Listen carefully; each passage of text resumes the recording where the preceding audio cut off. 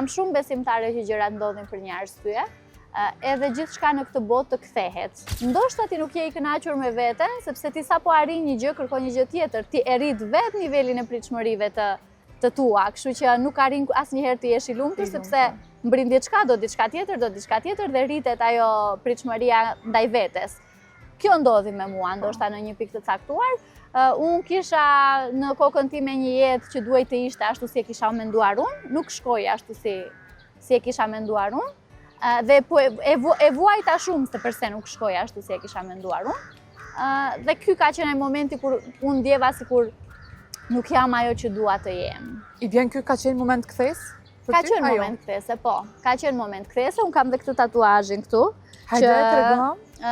E kam bërë në këtë momentin e kthesës. Janë ca kristale shëruese. Më thënë, këto janë po i mbajte, ka njerëz të caktuar që i mbajnë këto kristalet në mënyrë që të mund të shërohen ose të vetë shërohen. Ka një farë lidhje, thuhet shkencërisht me hënën, andaj është edhe hëna. Dhe unë kam dash ta kem tatuazhin si rikujtim që ishte ky momenti i kthesës kur jo që unë nuk isha e lumtur përpara asaj, kupton? Unë thjesht kisha pritshmëri tjera, isha e lumtur me të tjera standarde. Sot jam e lumtur me të tjera standarde. Okej. Tip kërkues, Rita? Shumë, po, jam tip kërkues. Ditjet e lodhshme? Shumë. Po edhe t'jep kënaqësi.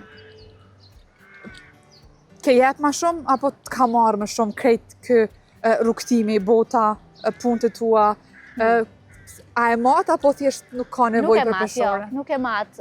Mendoj që sot ka marrë, sot ka dhënë. Mendoj që është shumë e balancuar. Njeriu kur jep, unë jap pa prit të marr, po marr gjithmonë. Atë që kemi fat. Nuk njihem si një besimtare atje jashtë, flas për fen zakonisht dhe madje më thonë që jam anti-religioze dhe madje edhe mendoj që shpërndaj urrëtie, po unë jam shumë besimtare që gjërat ndodhin për një arsye, edhe gjithçka në këtë botë të kthehet. Jam besimtare që ka një dorë balancuese. Kështu që kur jap, nuk jap me idenë që do të më kthehet, po jap me idenë që nesër më pret një gjë më e mirë sepse unë sot kam dhënë diçka.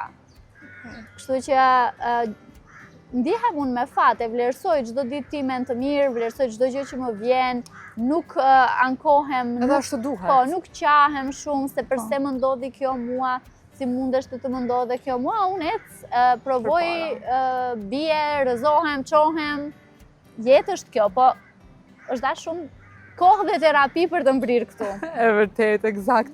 Rita, para se me ullë, po du me ditë tek emisioni, formati emisionit është në natyrë, për camping, për hiking,